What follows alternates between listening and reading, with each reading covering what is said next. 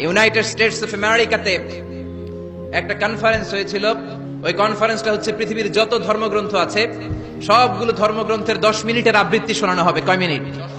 ওখানে গিয়েছে শ্রীমত ভগবত গীতা, গিয়েছে বাইবেল, ত্রিপিটক, দশাতীর, Veda, Purana, Ramayana, Dighanikaya, Yahwist, sacerdotal, Talmud, Torah, old testament, new testament, Zendavesta এবং আল্লাহর কোরআনও। কোন সুবহানাল্লাহ।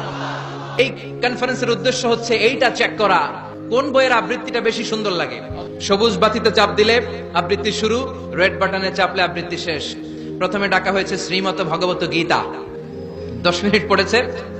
পড়ার পরে বিচারক রেড বাটনে প্রেস করেছে, সময় শেষ, নেমে গিয়েছে। এরপরে ডাকা হয়েছে ত্রিপিটক, এরপরে ডাকা হলো দশাতীর, দশাতীরের ওরাও পড়লো। এরপরে ডাকা হলো গ্রন্থ সাহেব, পড়লো জিন্দাবেস্তা, পড়লো 10 মিনিট। এরপরে ডাকা হলো ভ্যাটিকান সিটির পোপকে, 10 মিনিটের জন্য বাইবেল পড়তে আসেন। সব ধর্ম গ্রন্থের আবৃত্তি এবং তেলাওয়াতের পরে সর্বশেষে মুসলমানদের ধর্মগ্রন্থ কোরআন আবৃত্তি করার জন্য ডাকা হয়েছে। এসেছে মিশরের কারি আব্দুল বাসিত ইবনে আব্দুস সামাদ। যারা ওনার তেলাওয়াত শুনেছেন দেখবেন উনি তেলাওয়াত করে আবার সময় নেয়, আধা মিনিট শ্বাস নেয়, আবার লম্বা দম নিয়ে তাল লয় নিয়ে টান দেয়, আবার পিছন থেকে টান দেয়।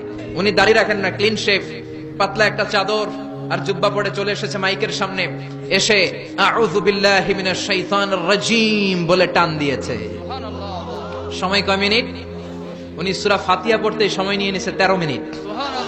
শ্রীমত ভগবত গীতাওয়ালারা হাততালি দেয়, সময় শেষ, কোরআন গেছে। কিন্তু কি আজীব তামাশা, বিচারক তো লালবাতি চাপে না। আব্দুল বাসিত তো এই তো সুযোগ পাইছি আমি। বিচারক যেহেতু লালবাতি চাপে না, আমি আরেকটা সূরা ধরি। উনি কোরআনের সবচেয়ে সুন্দর সূরা সূরা আর রহমান তেলাওয়াত শুরু করলেন। উনি উনার গলায় আল্লাহ যত সুর দিয়েছিলেন সব সুর, দরদ, আদর ঢেলে দিয়ে সুরের ঝংকার তুলে পুরো কনফারেন্সকে মাতিয়ে দিলেন। 15 মিনিট হয়ে যায়, বিচারক লালবাতি চাপে না। 20 মিনিট, 25 মিনিট, 30 মিনিট হয়ে যায়, লালবাতি চাপে না।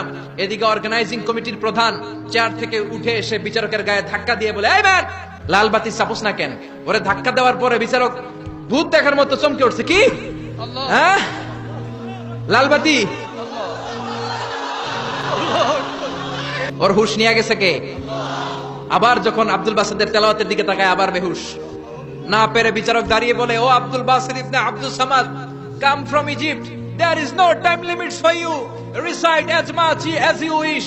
ও আব্দুল বাসিত, আজকের এই প্রতিযোগিতায় তোর জন্য তেলাওয়াতের কোনো সময় নাই, তোর যত মনে চায় তুই পড়ে যা।